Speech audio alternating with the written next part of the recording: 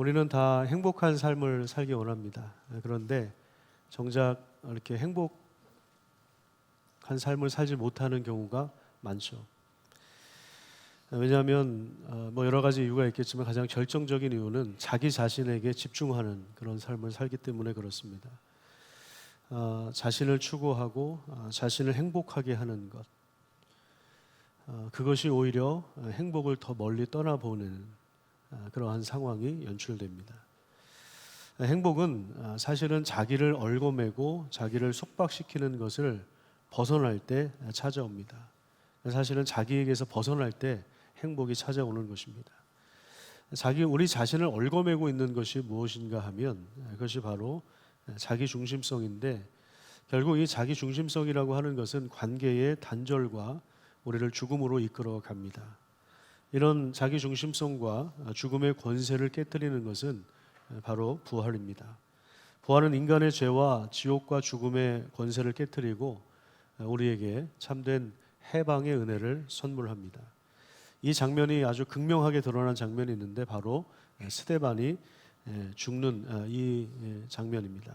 스데반은 부활하신 주님을 전하다가 고소를 당했고, 또 고소하는 사람들 앞에서 설교하다가 결국에 돌에 맞아 죽었습니다. 그런데 이제 이 과정에서 죽기 전에 두 가지 기도를 하는데, 첫 번째는 주님 내 영혼을 받아주십시오 라고 하는 기도와 또 한 가지는 저들의 죄를 용서해 주십시오, 이러한 기도였습니다. 자기 자신에게 집중하는 사람들의 특징은 이 모욕과 수욕을 참지 못한다는 것입니다. 그래서 우리는 늘 원수를 갚으려고 합니다. 화끈하게 갚든 아니면 좀 소심하게 갚든 우리는 늘 원수를 갚으려고 하는 그런 마음이 있습니다. 복수하려고 하는 그 마음이 있습니다. 발끈하고 분노하고 씩씩거리는데 거기서 오는 고통이 상당합니다. 이것이 바로 우리 자기 중심성이라고 하는 죄에 매여서 살고 있는 우리 인생의 고단함이라고 할 수 있습니다.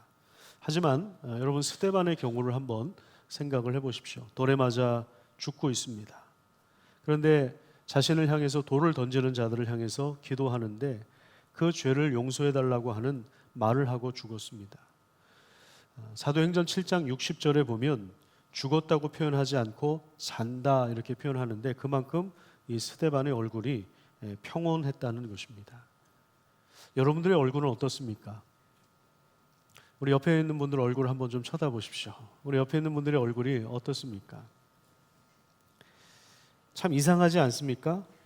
스데반을 죽이려고 달려드는 사람들은 씩씩거리고 분노에 차서 달려들고 있는데, 오히려 그 돌에 맞아 죽는 스데반은 평화로운 그러한 얼굴을 가지고 죽음을 자연스럽게 받아들이고 있는 것입니다. 이 과정에서 성경이 소개하는 인물이 나오는데 7장 58절을 보시면 증인들이 옷을 벗어 사울이라고 하는 청년의 발 앞에 두었다고 말씀하고 있습니다. 옷을 사울 앞에 두었다고 하는 것은 그에게 충성을 다짐하는 상황입니다. 사울은 적어도 이 스데반을 죽이는 이 사건의 책임자로 가담하고 있음을 우리가 보게 되는 것입니다. 그다음에 8장 1절에 보시면 스데반의 죽음에 대한 이 사울의 입장이 나옵니다. 그는 스데반의 죽음을 마땅한 것으로 여겼습니다. 뿐만 아니라 본격적인 박해가 시작될 때 그 선두에 선 사람도 사울이었습니다. 특별히 8장 3절에 보시면 사울은 교회를 파멸시키고 각 집에 쳐들어가서 예수 믿는 사람들을 남자든 여자든 할 것 없이 모두 끌어다가 감옥에 넘겼습니다. 그 다음에 오늘 본문을 한번 보겠습니다. 9장으로 넘어오면 1절과 2절에 사울에 대하여 다시 한번 이렇게 소개하고 있습니다.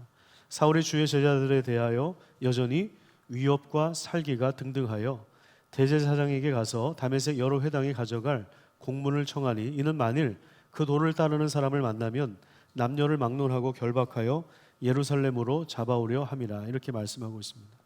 사울의 얼굴에 보면 무엇이 가득했다고 합니까? 살기가 있었다고 합니다. 그래서 여전히 스데반이 죽은 지 오래되었지만 여전히 그의 마음 가운데 증오와 적개심과 이 적대감이 있는데 그것이 그 얼굴에 드러났습니다. 그래서 또한 다메섹에 있는 회당으로 가져갈 공문을 대제사장에게 청했습니다. 당시 예루살렘에서 도망 나와서 흩어진 성도들이 다른 나라에 가서 다른 도시에 회당이라고 하는 곳에 가서 숨어 있었거든요. 거기서 보호를 받았거든요. 그러니까 유대인들은 어느 지역에 가든 10명이 모이면 회당을 만든다고 하지 않습니까? 그 회당의 보호를 받는 것입니다. 옛날에 우리가 민주화 운동할 때 그 데모하던 사람들이 경찰이나 권력을 피해서 그 숨어 들어가던 장소가 어디였습니까? 명동 성당이었죠. 그런데 들어가면 경찰 권력이 함부로 들어오지 못하는 것처럼 유대인들도 핍박을 피해서 회당으로 숨어 들어갔는데, 근데 거기 있는 사람들까지 잡아들이기 위해서 지금 사울이 대제사장에게 공문까지 받아서 법적으로 합당하게 이 사람들을 체포하려고, 말하자면 이제 체포 영장을 받아가지고 다메섹으로 가려고 했던 것입니다. 그러니까 여전히 증오의 마음으로 가득 차 있는 것이죠. 사도행전 26장 9절부터 12절까지 보면 아그리빠 왕 앞에서 사울이 자신의 그런 회심의 상황들을 말하는 과정 가운데 이런 이야기를 합니다. 나도 나사렛 예수의 이름을 대적하였고 많은 일을 행하여야 될 줄 스스로 생각하고 예루살렘에서 이런 일을 행하여 대제사장들에게서 그 체포의 고난을 받아서 많은 성도를 옥에 가두며 또 죽일 때에 내가 찬성 투표를 했고, 또 11절에 보시면 모든 회당에서 여러 번 형벌하여 강제로 모독하는 말을 하게 하고 그들에 대하여 어떻게 이야기했다고 합니까? 심히 격분했다, 그렇게 이야기를 하고 있습니다. 그러니까 사울이 이랬던 사람이에요. 폭주하는 기관차와 같았고 사나운 맹수와 같이 아주 길길이 날뛰던 그런 사람이었습니다. 그런데 정말 놀라운 일이 벌어지죠. 살기 등등하여 정식 공문을 받아서 다메섹이라고 하는 외국 도시에까지 이제 거의 다 왔습니다. 예루살렘에서 이 다메섹까지는 약 한 240km 정도 된다고 합니다. 여기서 천안까지가 한 80km 되는 걸로 알고 있습니다. 근데 그거의 한 3배 정도를 걸어가는 거죠. 보통 한 4일에서 6일 정도 걸어가야 된다고 하는데 한 6일 정도 걸어서 거의 가까이 왔을 때 정말 놀라운 일들이 벌어집니다. 호련히 하늘로부터 그를 둘러서 빛이 비춘 것입니다. 우리 3절을 다시 한번 보십시오. 오늘 본문 3절에 보시면 사울이 길을 가다가 다메섹에 이제 거의 다 왔습니다. 240km를 걸어서 거의 다 왔는데 그때에 어떤 현상이 일어났냐면 호련히 하늘로부터 빛이 그를 둘러서 비추었다, 그렇게 말씀하고 있습니다. 자, 이 사건은 갑작스럽게 일어났고 그리고 사울을 완전히 압도했습니다. 그래서 8절에 보면 눈은 떴으나 아무것도 보이지 않는 그런 상태가 되었습니다. 그는 엎어졌고 엎드러졌습니다. 그리고 그 상태에서 무엇인가 소리를 들었는데, 자, 어떤 소리가 들려왔는지 우리 4절과 5절만 읽도록 하겠습니다. 시작. 땅에 엎드러져 들음에 소리가 있어 이르시되 사울아 사울아 내가 어찌하여 나를 박해하느냐 하시거늘 대답하되 주여 누구시니까 이르시되 나는 내가 박해하는 예수라. 자, 여기 참 재밌는 일이 벌어지죠. 예수님께서 직접 육성으로 목소리를 들려주십니다. 예수님이 뭐라고 하십니까? 사울아 사울아 너가 왜 나를 박해하느냐. 사실 사울이 박해했던 사람은 누구였습니까? 예수님이 아니라 예수님을 따르는 신자들이었습니다. 예수님의 제자들이었습니다. 그런데 예수님 뭐라고 이야기하셨냐면 왜 나를 박해하느냐. 그러니까 예수님을 따르는 제자들과 예수님 자신을 어떻게 해요? 동일시 여기시는 것입니다. 우리가 어떤 집사님을 박해한다면, 못 살게 군다면 그것은 예수님을 못 살게 구는 것입니다. 교회는 그리스도의 몸이다라고 했을 때 이것이 그냥 이론이 아니고 그냥 뭐 듣기 좋게 하는 말이 아니고 이게 실제예요. 교회는 영광스러운 교회의 몸이라는 사실을 여러분 늘 기억하시기를 간절히 축복합니다. 가장 무서운 죄가 이 교회를 파멸시키는 그런 죄라고 할 수 있는데, 교회를 흐트러뜨리고 교회를 분열시키고 교회를 이간질하고 교회를 망가뜨리는 이것이 사실은 굉장히 큰 죄입니다. 그건 뭐냐면 그리스도의 몸을 찢어놓는 행위이기 때문에 그렇습니다. 같이 가던 사람들은 아무것도 듣지 못하고 소리만 들었습니다. 어리둥절해서 아무것도 하지 못하고 서 있습니다. 살기 등등하게 그리스도인들을 체포하러 가던 이 사울은 눈이 멀고 콧대가 꺾여서 이제 다른 사람에게 의지해서 붙잡혀서 다메섹으로 들어갑니다. 체포하러 갔던 사울이 오히려 체포를 당한 것입니다. 빌립보서 3장 12절에 보면 사울이 나중에 이런 고백을 합니다. 내가 이미 얻었다 함도 아니고 온전히 이루었다 함도 아니라 오직 내가 그리스도 예수께 어떻게 되었다고요? 잡혔다. 그러니까 지금 이때 사건을 다메섹으로 가는 길에서 벌어진 사건을 회상하면서 이때 내가 그리스도께 체포를 당했다. 그리스도께 붙잡혔다. 이렇게 이야기를 하는 것입니다. 자, 이 현상은 사울이 지금 꿈을 꾼 것도 아니고 환상을 본 것이 아니고요. 실제로 부활하신 주님께서 나타내신 것이고 그리고 자신을 드러내신 것입니다. 스데반이 죽어가면서 하늘이 열리고 거기에 보좌 우편에 예수님이 일어서신 그 영광을 보지 않았습니까? 근데 그 영광이 실제로 지금 사울에게 직접 임한 것입니다. 여기 빛이 둘로 비췄다는 것은 그리스도의 영광이 직접 나타났다는 것을 말하고요. 그리고 사울이 들은 음성은 부활하신 예수님의 목소리를 들었다는 그러한 말입니다. 부활하신 주님께서 사울을 완전히 그가 가던 길에서 완전히 붙잡으신 것입니다. 그래서 그가 가려던 방향과 목적에서 완전히 돌이키게 하셨습니다. 이것이 바로 회심이죠. 그리스도께서 우리를 붙잡는 사건입니다. 자, 그런데 이제 여기까지만 보면 지금 이 사울이 갑작스럽게 회심한 것처럼 보입니다. 갑작스러운 회심. 하지만 예수님은 이미 사울의 삶에 굉장히 깊이 간섭해 들어오셨다는 사실을 우리는 확인할 수 있습니다. 사도행전 26장 13절부터 보면 이런 말씀이 나옵니다. 제가 좀 읽어드리도록 하겠습니다. 왕이여, 정오가 되어 길에서 보니 하늘로부터 해보다 더 밝은 빛이 나와 내 동행들을 둘러 비추고 있었습니다. 우리가 다 땅에 엎드러졌는데 그때 내가 소리를 들었습니다. 사울아 사울아, 내가 어찌하여 나를 박해하느냐. 자, 여기까지는 누가가 기술한 사도행전 9장에 나와 있는 사울의 회심 사건과 동일한 이야기죠. 자, 그런데 지금 9장에 오늘 본문에 나와 있지 않은 그 한 가지 내용을 지금 사울은 더 추가해서 이야기하고 있습니다. 그게 뭐냐면 가시체를 뒷발질하기가 내게 고생이다. 예수님께서 이렇게 말씀하신 것을 사울이 분명히 기억하고 있었던 것입니다. 가시체라고 하는 것은 소를 앞으로 끌기 위하여 끝이 뾰족한 막대기를 말하는데 예수님은 사울을 힘이 세고 고집이 센 이 소로 비유하고 있습니다. 예수님이 이 가시체를 이용해서 이 사울의 삶에 간섭해 들어오고 계셨던 것입니다. 그러니까 사울이 회심하기 이전에도 가시체를 가지고 지금 사울의 인생을 몰아서 지금 예수님이 가셨던 것이죠. 그런데 사울은 그 가시체를 자꾸만 이제 뒷발질한 겁니다. 뒷발질하면 어떻게 되겠습니까? 그 가시에 찔려서 고통스러운 것입니다. 그러니까 예수님은 그 이전에도 계속해서 사울을 찾아오셨지만 사울이 예수님을 밀어낸 거죠. 자, 그렇다면 사울의 인생에 있어서 가시체는 무엇이었을까요? 몇 가지로 좀 살펴볼 수가 있는데 첫 번째는 예수님을 거부한 것입니다.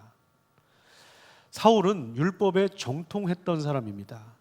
그래서 율법을 잘 알고 있었는데 신명기에 보면 나무에 달린 자는 하나님께 저주를 받은 사람이다. 이런 말씀이 나와요.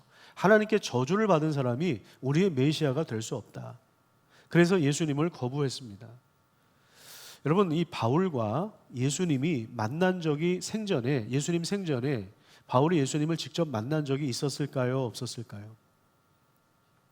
성경에 바울이 예수님을 직접 만났다는 내용은 나오질 않아요. 그런데 학자들은 만났을 가능성을 추측합니다. 왜냐하면 바울이 예수님과 나이대가 비슷합니다. 나이대가 비슷하고 그리고 바울은 바리새파 중에서도 탑 오브 탑이었어요.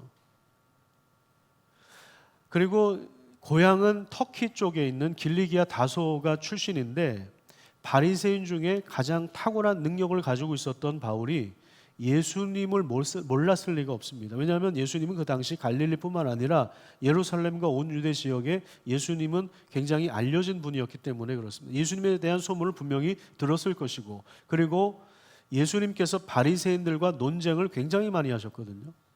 그리고 바리새인들이 많이 혼났어요, 예수님한테. 예수님께 대들었다가 자기 지식 가지고 대들었다가 몇 번 혼나기도 했습니다.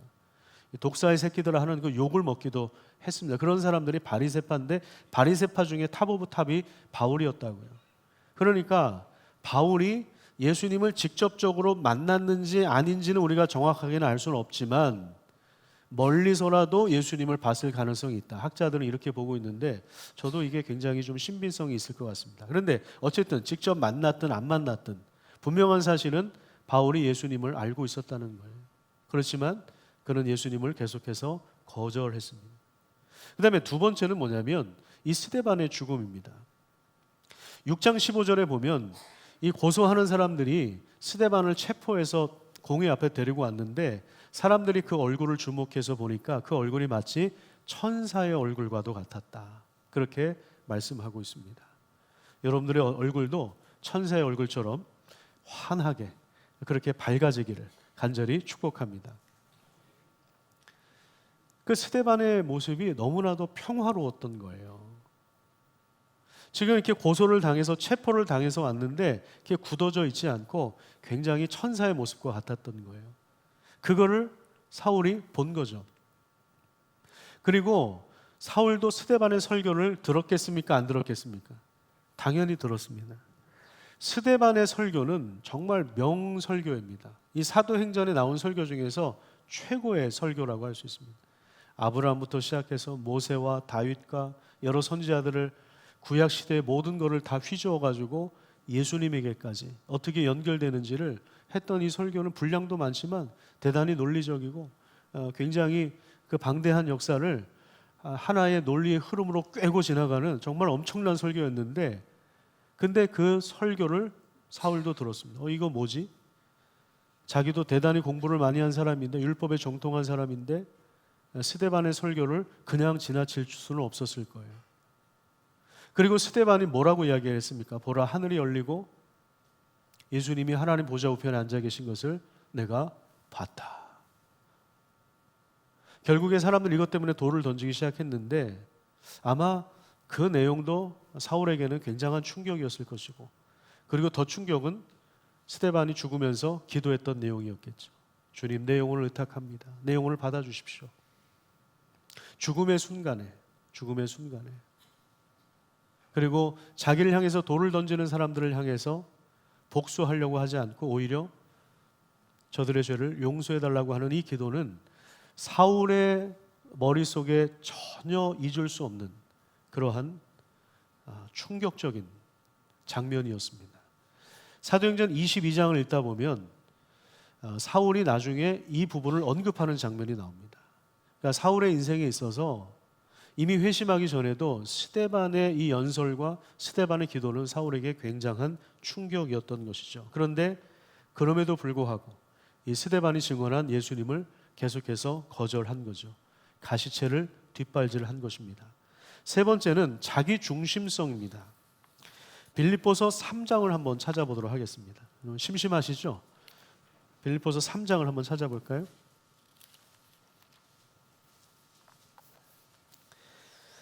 신약성경 320페이지 정도의 빌립보서 3장이 나옵니다. 3장 4절부터 보시면 이런 내용이 나와요. 자기 육체를 신뢰하지 말아라. 바울이 이렇게 이야기를 합니다.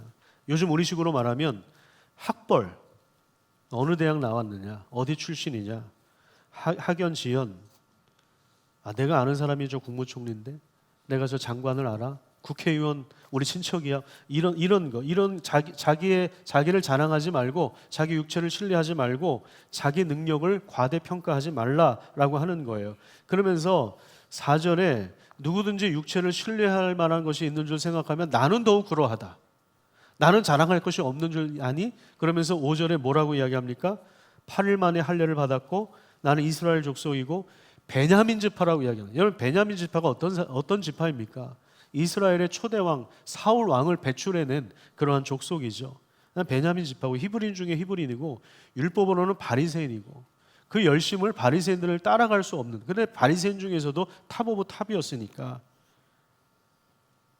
그리고 가말리엘에 속한, 오늘날로 말하면 하버드대 법대를 나온 사람이에요. 최고의 학문을 이수한 사람이고 열심으로도 그렇고 정말 최고의 이력서를 가진 사람입니다. 자, 그런데 그가 그리스도를 만나고 나서 깨달은 것이 있는데 그게 뭐냐면 9절에 나와요. 자, 9절에 무슨 이야기를 하냐면, 자, 8절부터 한번 읽어볼까요? 8절 9절 보시면은, 모든 것을 해로 여김은 내 주 예수 그리스도를 아는 지식이 가장 고상하기 때문이라. 내가 그를 위하여 모든 것을 잃어버리고 배설물로 여김은 그리스도를 얻고 그 안에서 발견되려 함이니. 왜냐하면 내가 가진 의는 어디서 나온 것이 아니라고요? 내 조건에서 나온 것이 아니다. 학벌에서 나온 것이 아니다. 그게 아니라 내가 가진 의는 내가 율법을 열심히 공부해서 얻은 것도 아니고 율법을 완전히 지켜서 얻은 것이 아니다. 그러니까 나의 공로가 전혀 없다는 거예요. 내 의는 율법에서 난 것이 아니요 오직 그리스도를 믿음으로 말미암은 것이니.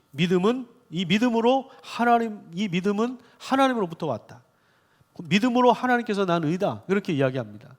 그러니까 자신의 의가 자기 열심으로 온 것이 아니라는 거예요. 자기 학벌에서 온 것도 아니라는 거예요. 오직 하나님으로부터 주어진 그 의가 예수 그리스도 안에서 나에게 주어졌다는 사실을 지금 고백하고 있는 것입니다. 여기서 바울이 그 자기 중심성이 교만이 깨져버린 거예요. 예수 그리스도 안에서. 그 다음에 로마서도 한번 볼게요. 로마서 7장을 한번 가서 보시죠. 사도행전 다음에 로마서가 있죠. 로마서 7장을 한번 찾아보세요. 7장 7절에 보시면 10계명 중에 몇 번째 계명을 이야기하냐면 10번째 계명을 언급해요. 7장 7절에 248페이지에 있습니다. 자, 그런데 이 10계명의 10번째 계명, 탐내지 말라고 했던 이 말씀 때문에 이 바울이 뭘 발견하게 됐냐면 자기 안에 있었던 탐욕을 발견하게 되는 거예요. 이기적인 욕망을 발견하게 되는 것입니다. 10절 말씀 한번 보세요. 10절에 보시면 생명에 이르게 할 그 계명이 내게 대하여 도리어 뭐가 되었다고요? 여러분 10계명이 뭐죠? 10계명, 내 이웃의 것을 뭐 하지 말라? 탐내지 말라. 이웃의 아파트, 이웃의 자동차, 이웃의 연봉, 이웃의 종들 탐내지 말라. 이 말씀이 우리에게 생명에 이르게 하는 말씀이에요. 율법 전체가 그래요. 우리에게 생명을 주시는 말씀인데, 그런데 이상하게도 어떤 현상이 일어나냐면 이 계명이 도리어 나에게 대하여 사망을 가져오는 그런 어처구니 없는 그런 실상을 보게 된 것입니다. 우리도 그렇지 않습니까? 이 말씀에 순종하면 얼마나 우리 인생 가운데 자유가 오는지 모릅니다. 모든 불행은 비교해서 온다고 이야기하잖아요. 근데 오히려 우리가 다른 사람들의 것을 탐하면서 우리의 마음들이 무너질 때가 얼마나 많은지 모릅니다. 최근에 어떤 경제학자가 그 논문을 발표했는데 거기 아주 재미있는 통계 자료가 나옵니다. 우리나라에서 월급이 이제 700만 원 이상 수입이 되면 고소득자로 분류한다고 합니다. 고소득자. 700만 원이 넘으면. 그래서 이 고소득자를 대상으로 이제 통계 조사를 한 거예요. 그러니까 700만 원 이상의 수입을 얻는 뭐 예를 들어서 의사라든지 뭐 변호사라든지 법조계에서 일하는 사람들이라든지 이런 사람들을 쭉 이렇게 조사를 해봤습니다. 이 사람들이 대부분 이제 700만 원이 넘어요. 자, 그런데 정말 재밌는 사실은 뭐냐면 이 사람들은 자기 자신을 상류층이라고 생각하지 않는다는 겁니다. 자기를 중산층이라고 생각했다라는 거죠. 그러니까 우리나라 전체 인구를 조사해서 전체 소득 수준을 비교하면 분명히 700만 원 이상 버는 사람들은 고소득자이고 상류층인데, 그런데 정작 자신은 상류층이라고 생각하지 않아요. 그 이유가 뭔가 봤더니 자기 주변에 의사들이나 법관들이나 이런 사람들을 보면 자기보다 훨씬 더 많은 것을 누리는 것처럼 보인다는 겁니다. 그리고 자기가 하는 노동의 강도에 비해서 이 수입이 그렇게 많지 않다고 생각을 한다는 거예요. 그러니까 자기가 행복하지 않다. 자기가 불행하다. 그렇게 대답을 했다고 하는 거죠.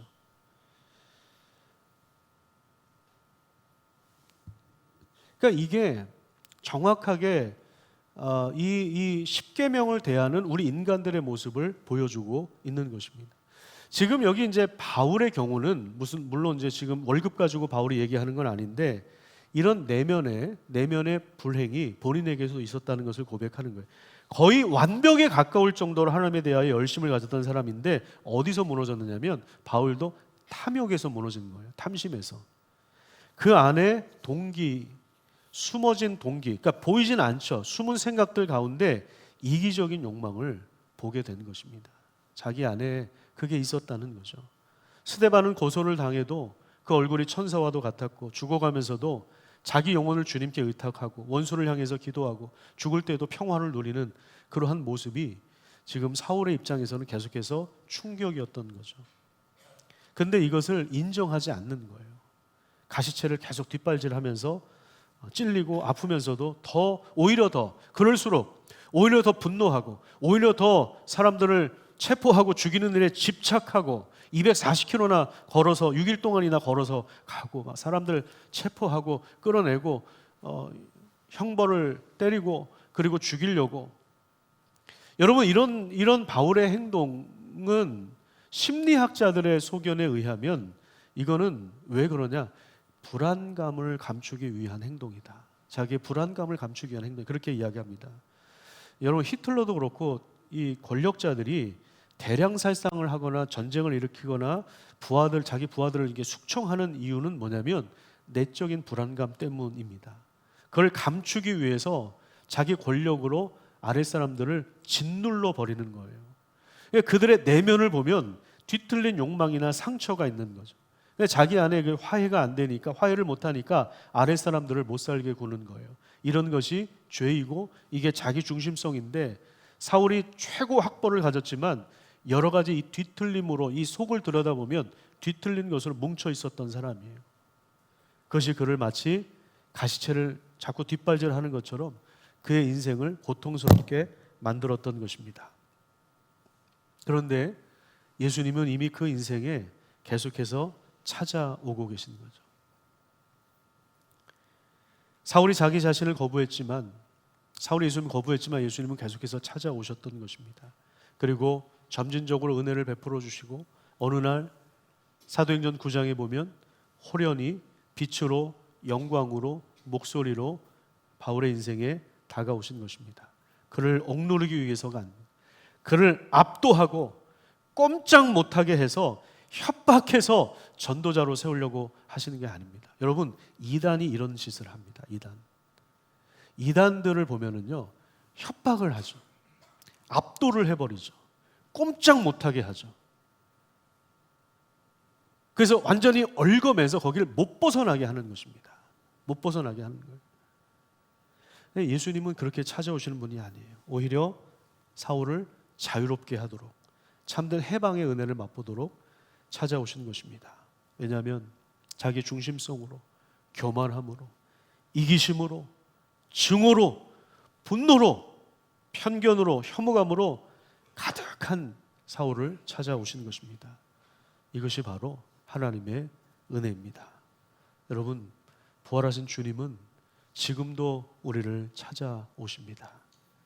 부드럽게 그 은혜의 바람으로 우리 인생 가운데 찾아오십니다. 그래서 하나님은 이미 우리 가운데 여러 번 말씀하셨을 거예요. 고난을 통해서도 말씀하시고요. 그리고 내면의 양심을 통해서 우리에게 말씀하시기도 하고요. 이렇게 설교 시간에 성경을 통해서도 말씀해 주시기도 하고요. 이웃을 통해서도 말씀을 주시기도 하고요. 그리고 때로는 말 안 듣는 자식들을 통해서도 나의 죄성을 보게 하십니다. 나의 못남을 보게 하십니다. 그래서 우리가 정말 은혜가 필요한 존재구나. 이게 내 힘으로 안 되는구나. 내 힘으로 안 되는구나. 예수님이 가시체로 우리 인생을 몰고 들어오실 때 뒷발질하면서 가시체에 찔리는 것이 아니라 예수님께 완전히 엎드리고 예수님께 완전히 붙잡히고 그래서 예수님을 우리의 주님으로 고백하는 그런 삶을 살아가시기를 간절히 축복합니다. 그래서 어떠한 상황에서도 예수님께 자기 인생을 의탁할 수 있다면 그 사람이 행복한 사람입니다. 자기 자신을 의지하지 않는 거죠. 자기 자신을 의지하고 자기를 높이려고 하고 자기를 드러내려고 하면 행복하지 않아요. 결국 허무해집니다. 허망해집니다. 허전해집니다. 그런데 자기를 벗어나서 우리가 그리스도를 바라보기 시작할 때, 그리스도께 우리 인생을 의탁할 때 거기에서 참된 평화가 주어지는 것입니다. 자녀들을 여러분들이 컨트롤하려고 자녀들을 힘으로 권세로 여러분들이 억압한다고 생각해 보세요.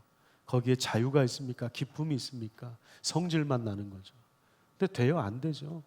자녀들도 우리 왕이신 예수님께 의탁하시길 바랍니다. 그래, 나를 위해서 존재하는 것이 아니고 하나님의 영광을 위하여 우리 자녀들도 존재하는 것이고, 그렇잖아요. 우리 옆에 사람도 그렇죠. 김 집사님도 그렇고 최 집사님도 그렇고 이 집사님도 그렇고, 그럼 또 박 씨들이 또 묻는 박 집사님도 그렇고, 예. 나를 위해서 존재하는 게 아니에요. 예. 그러니까 시험에 들었다는 것은 그래서 참 이기적인 표현인 것 같아요. 참 아주 유아틱한 표현이죠. 예. 나를 위해서 존재하는 게 아니거든요. 여러분, 교회가 여러분들을 위해서 존재하는 게 아니에요. 만물이 하나님의 영광을 위하여 존재하는 것입니다. 우리 자녀들도 마찬가지입니다. 우리도 마찬가지입니다. 그렇기 때문에 우리가 하나님을 찬양할 수 있다면 베스트예요. 우리 자녀가 하나님을 찬양할 수 있다면 정말 감사한 것입니다. 우리 옆에 있는 사람이 하나님을 찬양하고 있다면 그것으로 충분한 것입니다. 여러분들 안에 예수님이 계시다면 최고예요. 믿으십니까?